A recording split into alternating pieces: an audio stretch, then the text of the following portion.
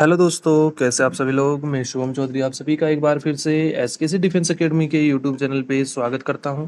मैं लेके आ चुका हूं आज आप लोगों के लिए एयरफोर्स ग्रुप डिस्कशन इनटेक 1/2027 की एक और बेहतरीन क्लास। दोस्तों, आज की क्लास का अपना टॉपिक रहने वाला है वुमेन रिजर्वेशन बिल। क्या टॉपिक रहेगा? Women reservation bill.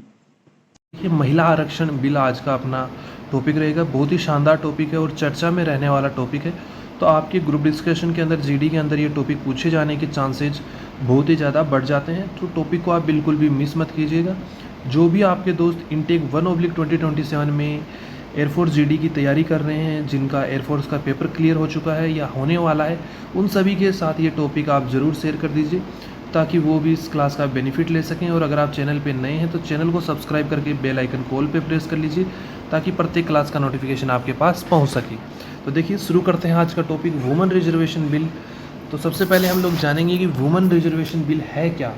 एक्चुअली में ये जो वुमेन रिजर्वेशन बिल है वो कब आया, क्या है, तो सबसे पहले आपको इस चीज़ के बारे में पता होना चाहिए। और यही चीज़ आप अपने इंट्रोडक्शन टॉपिक का जो इंट्रोडक्शन बोलेंगे, नरेशन पार्ट बोलेंगे, उसके अंदर आप इंक्लूड करेंगे। तो चलिए शुरू करते हैं आज का topic. The women reservation bill officially known as the Nari Shakti वंदन अभिनन अभिनियम अधिनियम सॉरी। देखिए, जो वुमेन रिजर्वेशन बिल है उसको ऑफिशियली किस नाम से जाना जाता है? नारी शक्ति वंदन अधिनियम के नाम से जाना जाता है।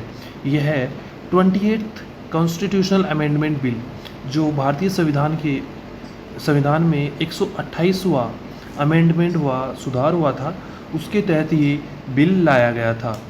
वॉज पास्ड इन सितंबर 2023। जो वुमेन रिजर्वेशन बिल है, नारी शक्ति वंदन अधिनियम है, इसको कब पास किया गया लोकसभा के अंदर? सितंबर 2023 में। It seeks to reserve 1/3 33% of all seat for women in the Lok Sabha and state legislative assembly. कि जो ये बिल आया वुमेन रिजर्वेशन बिल, इसके तहत क्या किया गया? लोकसभा और जो स्टेट लेजिस्लेटिव असेंबलीज हैं, जो जो अपनी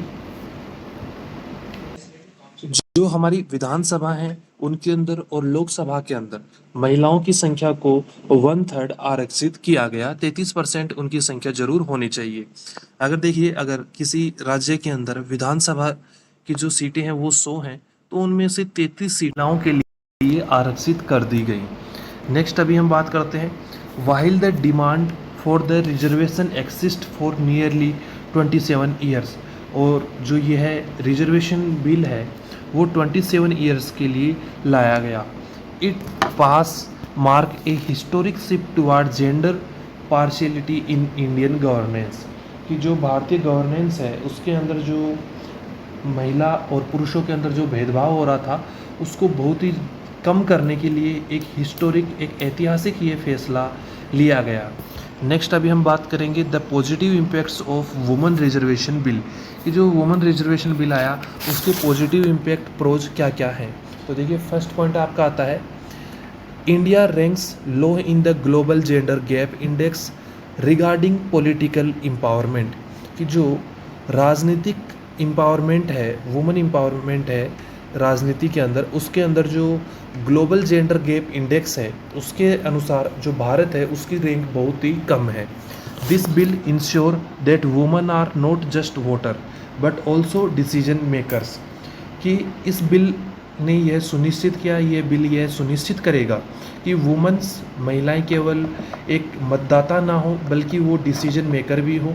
अगर कोई रूल बन रहा है या कोई भी नियम अगर विधानसभा या लोकसभा में पास हो रहा है तो उसके अंदर वो अपना मत दे सके, अपना डिसीजन बता सकें, अपना जो आइडिया है, अपने जो विचार है वो उसके अंदर दे सकें। नेक्स्ट है, research so that women leader often prioritise soft infrastructure like health care, education, sanitisation and clean water which directly improve the quality of life. Next point आपका आता है, it increase more women to enter public life. कि जो women reservation bill है उसने बहुत सी महिलाओं को सामाजिक जीवन के अंदर आने के लिए प्रोत्साहित किया है। Breaking the stereotype that politics is a male dominated field. और इस भ्रांति को भी, इस मत को भी तोड़ा है कि जो जो पॉलिटिक्स है, राजनीति है, वो केवल मेल डोमिनेटेड है, केवल उसके अंदर आदमी ही, मेल कैंडिडेट जो पुरुष कैंडिडेट है वही पार्टिसिपेट कर सकते हैं। इस भ्रांति को भी वुमेन रिजर्वेशन बिल ने तोड़ दिया है, पूरी तरीके से समाप्त किया है। नेक्स्ट पॉइंट आपका, women constitute nearly half of Indian population. Next, having only 14 to 15% representation in parliament, कि भारत में जो पॉपुलेशन है उसकी लगभग आधी पॉपुलेशन महिलाओं की है, लेकिन फिर भी केवल 14 to 15% ही पार्लियामेंट के अंदर महिलाओं का योगदान है। Similar to the 33% reservation in panchayat, और इसी तरीके से लोकसभा, विधानसभा के साथ साथ ही जो पंचायत समितियां हैं, जो ग्रामीण स्तर पर पंचायत हैं, उनके अंदर भी महिलाओं को 33% आरक्षण दिया गया है।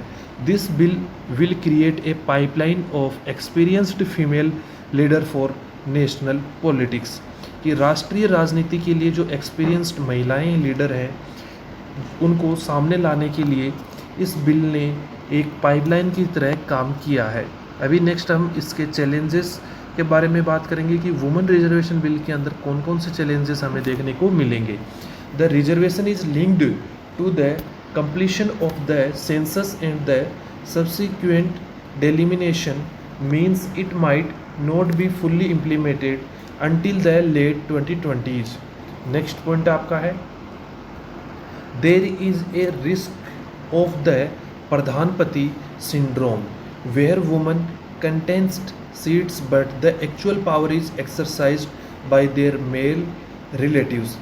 आप अपने आसपास में, अपने शहर में या अपने कस्बे में भी देख सकते हैं कि चुनाव तो लेडीज़ लड़ती हैं, चुनाव जीत भी जाती हैं, लेकिन उसके बावजूद भी वहाँ पे जो पंचायती करता है, जो राजनीति कर रहा है, वो उनका मेल या तो हस्बैंड या कोई परिवार का कोई भी एक मेल जो है, एक पुरुष जो है वहीं पे राजनीति कर रहा है।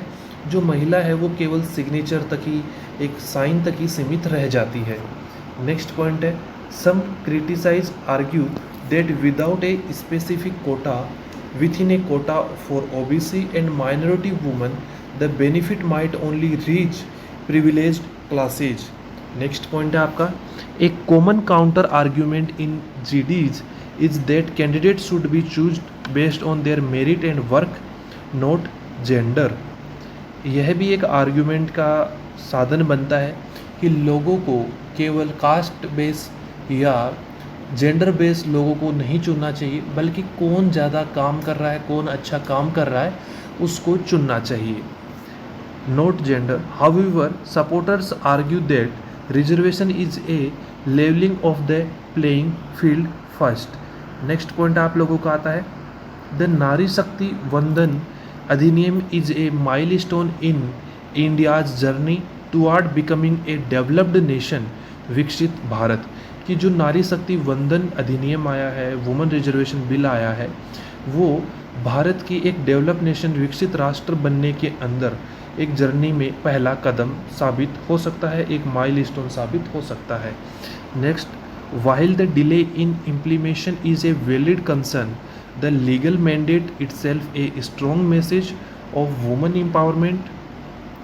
ट्रू सक्सेस, एक सच्ची सफलता, however will come when women participate in politics not because of a quota but because of a cultural shift in society's mindset, कि महिलाएं केवल आरक्षण के बल पे ही नहीं, बल्कि जो हमारे समाज की सोच है उससे ऊपर उठ के जब महिलाएं चुनाव के अंदर, राजनीति के अंदर पार्टिसिपेट करना शुरू कर देगी, तो इस बिल की, इस अधिनियम की सफलता 100% होगी।